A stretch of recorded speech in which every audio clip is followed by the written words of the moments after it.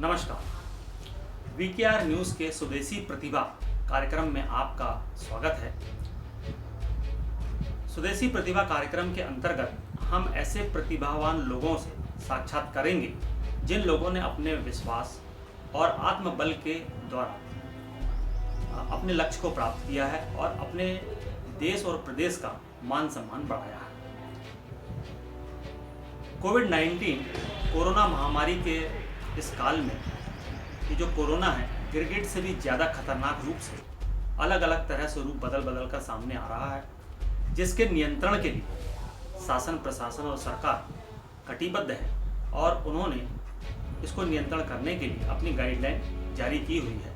तो सभी लोगों को ध्यान रखते हुए गाइडलाइन का पालन करना है और इस दृढ़ विश्वास और इच्छा शक्ति के बल पर ही हम इस कोरोना महामारी पर विजय प्राप्त कर सकते हैं। चलिए हम अपने मूल विषय पर आते हैं। तो हम बात कर रहे थे स्वदेशी प्रतिभा। ये स्वदेशी प्रतिभा ऐसे लोग हैं जो छोटे छोटे घरों में रहने वाले हैं, छोटे छोटे परिवार के लोग हैं जिन लोगों ने एक दृढ़ निश्चय किया है और ऐसे असाध्य कार्य जो सामान्य तौर पर लगता है कि सिर्फ पैसे वाले लोग ही कर सकते हैं, लेकिन ऐसे लोगों के अंदर भी इसका मान सम्मान बढ़ाने का इनके अंदर जो लगन है उसके दम पर और अपनी दृढ़ शक्ति की इच्छा के दम पर ये ऐसे काम करते हैं। इन्हीं में एक खेल होता है जिसको कि माउंटेनियर कहते हैं, जो जैसा कि आपने देखा होगा कि बहुत से लोग एवरेस्ट पर्वत पे चढ़ के अपने अपने देश का झंडा वहाँ लगाते हैं और अपने देश का मान सम्मान बढ़ाते हैं। तो ऐसे कई जो हैं भारत में भी हुए हैं जिन लोगों ने एवरेस्ट पर चढ़कर अपने देश का झंडा लगाया है। समय समय पर ऐसे लोग आते हैं और वहाँ पे झंडा लगाकर अपने देश का मान सम्मान बढ़ाते हैं। तो ये जो लोग होते हैं ये बहुत ही विश्वास के साथ वहाँ जाते हैं, क्योंकि ये जो विश्वास है एक बहुत छोटा सा शब्द है लेकिन इसकी शक्ति अनंत है। इस विश्वास के द्वारा ही ऐसे लोग वहाँ तक जाते हैं और वहाँ पे झंडा लगाते हैं। लेकिन ये जो यात्रा है ये इतनी आसान नहीं होती। पग पग पर बहुत सी समस्याओं का सामना करना पड़ता है। उसके बाद भी ऐसे लोग हिम्मत नहीं हारते, अपने विश्वास को बनाए रखते हैं और वो लक्ष्य को प्राप्त करते हैं। तो ऐसे ही आज हम आपको एक प्रतिभावान से साक्षात्कार करवा रहे हैं जो कि माउंटेनियर है और इन्होंने अपनी छोटी सी उम्र में बहुत सारी उपलब्धियों को प्राप्त किया है। एक बहुत ही छोटे से परिवार से हैं। इनके पिता मजदूरी का काम करते हैं और अब जब आप सुन रहे होंगे तो आपको भी आश्चर्य होगा कि एक मजदूरी करने वाले का बेटा इतने बड़े बड़े काम कर रहा है। वाकई में ये काबिल तारीफ़ का काम है, क्योंकि माउंटेन पर जाना, वहाँ चढ़ना और वहाँ पे झंडा लगाना एक लक्ष्य है इनका। लेकिन उसके पहले ही इन्होंने कई सारे पदक हासिल किए हैं। तो हम इन्हीं से जानते हैं इनकी ये यात्रा और इनको ये प्रेरणा कैसे मिली कि जिससे कि इन्होंने इस क्षेत्र को चुना और उसमें आगे बढ़ने के लिए ये कटिबद्ध है। तो चलिए अब हम आपको मिलवाते हैं हमारे आज के प्रतिभावान माउंटेन मैन अंकित सेन जी से। तो अब हमारे साथ में अंकित सेन जी हैं, हम इनसे जानते हैं। तो अंकित सेन जी, आपका हमारे स्वदेशी प्रतिभा कार्यक्रम में बहुत बहुत स्वागत है। हमारे देखने वाले दर्शकों को आप बताइए कि ये जो माउंटेन पे जाने का, इस तरह पहाड़ों पे चढ़ के वहाँ झंडा लगाना, ये सब प्रेरणा आपको कहाँ से मिली? इस क्षेत्र को आपने कैसे चुना? सभी को मेरा जय हिंद। मैं अंकित सेन, माउंटेन मैन, आपके शहर जबलपुर से। जब मैं 6वीं क्लास में था, मैं बनखेड़ी हाई सेकेंडरी स्कूल में पढ़ता था, गवर्नमेंट स्कूल में। तो मैं बुक में देखा करता था माउंटेन के पहाड़ और पढ़ा करता था कि शेरपा ने, तेंजिंग शेरपा ने सबसे पहले माउंट एवरेस्ट सबमिट किया। तो उस समय हम अपने शिक्षकों से, टीचरों से पूछते थे कि सर ये माउंटेनिंग क्या चीज़ होती है और पहाड़ में जाना। तो सर पढ़ाते थे कि बेटा ये बुक में पढ़ो, अपने यहाँ की फर्स्ट महिला जिसका पैर कट गया था उसके बाद उसने एवरेस्ट पढ़ा। तो वो हम कहानी में, मतलब कहानी सुनते थे कि एक ऐसी भी महिला है जिसका पैर कट गया, उसके बाद वो माउंट एवरेस्ट चढ़ के आई है। मुझे इनकी कहानी सुनना है, रुचि नहीं थी कि मुझे पहाड़ चढ़ना है, पर मुझे उनकी कहानी सुनने में ज़्यादा रुचि थी कि मैं उनके बारे में जानूँ, मुझे पता चले, या मैं उनसे मिल पाऊँ। तो उन्हीं से पूछूंगा कि आप पैर कटने के बाद माउंट एवरेस्ट कैसे चढ़े। जब वहाँ सर से बात हुई, फिर सर ने स्टोरी पढ़ाई, कुछ बुक्स वगैरह आई, तो उनमें उन्होंने दिखाया कि ये अरुणिमा मैम है, डॉक्टर अरुणिमा, जो कि पैर कट चुका है और माउंट एवरेस्ट चढ़ी है। तो स्कूल में भी मैंने यही सारी चीज़ें जानना चाहिए और फिर वहाँ मुझे एनसीसी मिल गई। एनसीसी के साथ साथ जब मैं एनसीसी करता रहा तो माउंटेनिंग के कुछ कैंप्स लगे ट्रैकिंग के, जिस ट्रैकिंग कैंप में बहुत सारे ऐसे लोग आए थे जिन्होंने माउंटेनिंग का बेसिक वगैरह किया था। तो उस बेसिक कैंप में मैं फिर वही बात पूछा कि सर एक महिला है अपने इंडिया में, भारत में, जिसका पैर कट गया और पैर कटने के बाद वो माउंट एवरेस्ट चढ़ी है। तो उन्होंने पूछा कि तुम ये क्यों जानना चाहते हो ऐसा कुछ। तो मैंने बताया कि सर क्या हम कर सकते हैं, ये सारी चीज़ें हम कर सकते हैं। उन्होंने बताया बेटा माउंटेनिंग बहुत महंगा गेम है और अपने मध्य प्रदेश से इतना बजट नहीं है, अभी मध्य प्रदेश ऐसे लोग हैं नहीं जो वहाँ तक जाएँ, क्योंकि लोग सोच बस लेते हैं, कर नहीं पाते हैं। तो मैंने उस दिन से सोचा नहीं मुझे करना। और एलन बाय हाई सेकेंडरी स्कूल जब मैं 11वीं क्लास में एडमिशन लिया तो वहाँ से एनसीसी के साथ जो हमारे एनओ सर थे, शैलेंद्र सर, उन्होंने बताया कि बेटा माउंटेनिंग की वैकेंसी आई है और मैं 1MP बटालियन का कैडेट हूँ। तो 1MP बटालियन मेरी घंटाघर यूनिट है एनसीसी की। उस यूनिट में जब HMI की वैकेंसी आई दार्जिलिंग की तो मुझे माउंटेनिंग के बारे में कुछ भी नहीं पता था, पर मैंने वो फॉर्म भरा और वहाँ कुछ सिलेक्शन कमेटी बैठी जो उसने सिलेक्शन किया और वो पूरे MPCG में ओनली 2 भर्ती आई थी।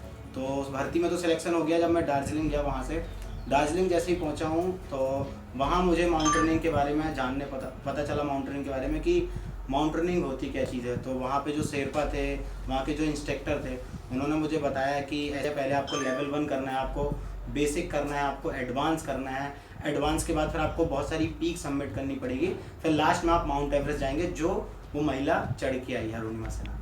जब काफ़ी बार उनकी वीडियोस देखी, उनके इंटरव्यूज़ देखे, तो वो चीज़ मुझे लगा नहीं कि महिलाओं पे अगर वो माउंट एवरेस्ट चढ़ सकती तो मैं लड़का हूँ, मैं भी कर सकता हूँ। वो पहला अनुभव जो है वहाँ पे चढ़ना और लक्ष्य को प्राप्त करना, वो अनुभव कैसा रहा आपका? सर शुरू के 2 दिन तो मेरे बहुत कठिनाई से गए, क्योंकि सबसे पहले प्रॉब्लम हो रही थी लैंग्वेज प्रॉब्लम। वहाँ दार्जिलिंग में या तो नेपाली बोली जा रही थी या वेस्ट बंगाली या तो इंग्लिश। तो अब मैं गवर्नमेंट स्कूल से पढ़ा था, इंग्लिश मेरी उतनी अच्छी थी नहीं। तो वहाँ पे पहले मुझे कुछ सर लोग मिले, एक्सपीरियंस वाले बंदे भी आए थे वहाँ पे जिन्होंने माउंटेनिंग पहले से की हुई थी। तो उनके साथ बैठा, सबसे पहले तो उन्होंने यही पूछा मेरे से कि क्या तुमने पहले माउंटेनिंग की है। तो मैंने बताया नहीं, थ्रू ये जो कैंप लगा है मैं इसमें पार्टिसिपेट करने आया हूँ और मुझे ये भी नहीं पता था कि इसमें इतनी हाइट तक मुझे जाना है और क्या क्या करना पड़ेगा। 10 दिन शुरू की ट्रेनिंग हुई तो ट्रेनिंग में अच्छा था, क्योंकि एनसीसी करता रहता था, तो एनसीसी में हम लोग फिजिकल फिट रहते हैं, तो ट्रेनिंग में टॉप 10 में हम रहते थे। जब वहाँ से हम लोग आए, हमारा सिलेक्शन हुआ ब्लैक पीक के लिए, जो कि HMI के पहले HMI में ही ऊपर 14,000 फीट पे बेस कैंप बना हुआ है दार्जिलिंग में, दार्जिलिंग से आगे। तो वहाँ से हम कुछ देर कार में जाते, फिर वहाँ से युक्सुम से बक्खिम जोंगरी, ये हम पैदल ट्रैक करते हुए बेस कैंप पहुँचते। बेस कैंप के सामने ही कंचनजंगा रेंज और इस साइड पे ही आपका देखेगा ब्लैक पीक है। तो हमने सबसे पहले जो पीक मैंने सबमिट की थी वो ब्लैक पीक सबमिट की थी 15,000 फीट। और वहाँ पे हमारा रोप मतलब जो रोप लीडर होते हैं वो बताते हैं कि आपको कौन रोप को फॉलो करेगा या आपको कौन से सामान लेके चलना है। तो ये सारी चीज़ें जब वहाँ पता चलने लगी, धीरे धीरे हमारा 6 नंबर का रोप था और हमने सबमिट किया। जब वहाँ से रिटर्न आए तो एक बैच मिलता है, एक हथौड़ी, जो कि मैं अरुणिमा सिन्हा के चेस्ट में उनके ब्लेजर में देखा था। जब वो हथौड़ी आइसेक्स बोलते हैं, जब वो आइसेक्स मुझे मिला तो मुझे बहुत खुशी हुई। तब मुझे लगा कि अब मैं एक माउंटेनिंग वाली लाइफ में आ गया हूँ, या माउंटेनिंग वाले जो सपने होते हैं मैं वो धीरे धीरे पूरे कर रहा हूँ। वो जब बैच मिला तो बहुत खुशी हुई और वो अनुभव जो था मेरा वो हमेशा याद रहेगा, क्योंकि मैं पहली बार घर से दूर 40 दिन रहा हूँ, उसमें 12 से 13 दिन मेरी घर वालों से बात भी नहीं हुई। तो कितने वर्ष हो गए हैं और अभी आपने सबसे ऊंची, मतलब कितने फीट की ऊंची चोटी पर जो है झंडा फहराया है, उसके बारे में बताओ। 2015 से मैंने स्टार्ट किया था माउंटेनिंग और 2016 में मैंने बेसिक किया दार्जिलिंग HMI से। 2017 में एक सिलेक्शन आया था ऑल इंडिया DGNCC की तरफ से ट्रैकिंग एक्सपीडिशन, और उसकी हाइट थी 24,000 फीट, जो कि गढ़वाल हिमालय है। चोटी का नाम है माउंट जोगिन। माउंट जोगिन गढ़वाल हिमालय के लिए भी सिलेक्शन हुए थे और उसमें हम करीब 20 बच्चों ने पार्टिसिपेट किया था पूरे DGNCC के सारे डायरेक्टरेट से 2-2 बच्चे आए हुए थे, जिसमें से 12 बच्चों का सिलेक्शन हुआ था ऊपर जोगिन जाने के लिए। तो मैंने ये 2017 में सबमिट करी माउंट जोगिन 24,000 फीट, जिसकी हाइट 6,116 मीटर है और ये गढ़वाल हिमालय में। तो वहाँ पे 24,000 फीट ऊपर चढ़ के आपने झंडा फहराया? हाँ, मैंने राष्ट्रीय ध्वज वहाँ पे फहराया था मॉर्निंग में 3 बजे। और माउंट जोगिन में बहुत सारी कठिनाइयाँ आई और बहुत कुछ मुझे सीखने मिला। सारी मुसीबतों का सामना करना पड़ा मुझे, मेरा ऑक्सीजन लेवल भी कम हो गया, हीमोग्लोबिन भी कम हो गया और लास्ट में मुझे मेरी नोज ब्लडिंग भी होने लगी, नाक से, दोनों नाक से खून गिरने लगा। देन 3 घंटे तक मैं बेहोश भी पड़ा रहा वहाँ। उसके बाद साथ के लोगों ने मेरा मनोबल बढ़ाया, फिर दूसरे दिन हमने वो पीक सबमिट करी 24,000 फीट। अब हमारे साथ में अंकित सेन माउंटेन मैन के पिताश्री हैं और इनका जो व्यवसाय है मजदूरी करते हैं, उसी से परिवार का भरण पोषण करते हैं।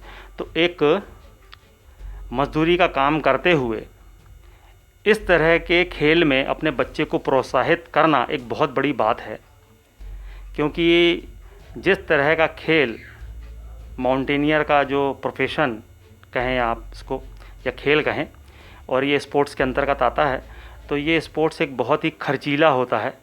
मजदूरी का काम करते हुए अपने बच्चे को इसके लिए प्रोत्साहित करना एक वाकई में बहुत बड़ी बात है। बताइए, आपका बच्चा जब ये निर्णय लिया कि हम जो है माउंटेन में चढ़ेंगे, तो जैसा भी आपने सुना हो, शायद नहीं सुना हो, क्योंकि बहुत ही खर्चीला होता है, तो आपको फिर उस समय क्या लगा जिससे कि बाद में फिर आपने फिर इसको जो है इसके लिए प्रोत्साहित करना प्रारंभ किया? सर मेरे को बहुत घबराहट हुई और मैं सोचा कि जी इतना बड़ा काम कैसे कर पाएगा, इसकी एज भी कम थी सर। और मतलब मैं पहली बार गांव से अपने शहर आया रहा। शहर आने के बाद सर इसका मतलब पूरा नॉलेज भी नहीं था। मतलब उस समय जैसे शायद 10वीं 11वीं क्लास में था सर, तो इसको पूरा नॉलेज भी नहीं था कि हम शहर घूमने का। और इसका एक बार सिलेक्शन हुआ सर दार्जिलिंग के लिए। सर मैंने इसको बहुत मना किया, लेकिन इसने मेरे को बोला कि नहीं पापा जी, मेरे को शायद अगर मैं आर्मी मेरा सिलेक्शन हो जाएगा तो पापा आप कैसे रह पाओगे, यही समझ के सर पापा जी मेरे को जाने दीजिए। मैं सर इसको इलाहाबाद तक कर गया छोड़ने के बाद इलाहाबाद में भी सर मैंने इसको मना किया, नहीं बेटा मत कर बेटा, ये काम अपन नहीं कर पाएंगे बेटा। तो जे बोले नहीं पापा मेरे को करना ही है। और सर ये चला गया। और इसके बाद फर्स्ट बार ट्रेनिंग करने के बाद सर इसने बताया और आगे सर जी बढ़ता गया। सर मेरे भी हौसले बुलंद होते गए कि मेरा बेटा जी काम कर लेगा। माउंटेन पे बहुत कम लोग ही चढ़ पाते हैं, तो अब इतने सारे अवार्ड जीतने के बाद में देश का और प्रदेश का नाम जो है ये उसका सम्मान बढ़ा रहे हैं, अब आपको कैसा महसूस होता है? जी सर मेरे को खुशी महसूस होती है कि सर मैं एक मजदूरी करने वाले का बेटा एक मतलब इतना नाम रोशन कर रहा है। सर मेरे को बहुत खुशी होती है सर, मेरे परिवार को, हमको, हमारे सारे दोस्त भाइयों को खुशी होती है कि तुम्हारा बेटा आगे बढ़ेगा और आगे जाके और नाम कमाएगा। अब आगे के जो ये प्रयास कर रहे हैं उसके लिए आप इसको क्या कहेंगे? सर मैं तो बार इस चीज़ से बोलता हूँ कि आप मेहनत करते रहो, तैयारी करो अपनी, सब ऊपर वाला आपका पूरा करेगा। और सर करता भी सर भाग दौड़ करता है, मेहनत करता है, रोज़ सुबह शाम साइकिलिंग करता है और से मतलब है सुबह उठ के अपनी एक्सरसाइज करता है सर। अब कोरोना के कारण तो अभी नहीं जा रहा कहीं, घर ही में अपनी एक्सरसाइज करता रहता है, साइकिल चलाता है, साइकिलिंग करता है सुबह शाम। और सर ये ऊपर वाले से बोल रहे सर कि इसकी मनोकामना पूरी करे, एक बार माउंट एवरेस्ट करके आ जाए सर। चलिए, माता पिता का ही आशीर्वाद बहुत बड़ा होता है। आप माता पिता ने आशीर्वाद दे दिया है तो ये काम ये ज़रूर करेंगे इसको, और देश प्रदेश के लोगों की भी जो है इनके साथ में प्रार्थना जुड़ी हुई है। तो जो है ये हैं अंकित सेन के पिताजी कृष्ण कुमार सेन जी। ये माता पिता जो हैं बहुत ही इन लोगों ने धैर्य रखा है अपने बच्चे के लिए और अपने बच्चों को आशीर्वाद दिया है इनने कि ये जो है आगे जो इनकी जो यात्रा है एवरेस्ट की, वो ज़रूर ये वहाँ जाएंगे और अपने भारत देश का झंडा लगा के उसका मान सम्मान बढ़ाएंगे।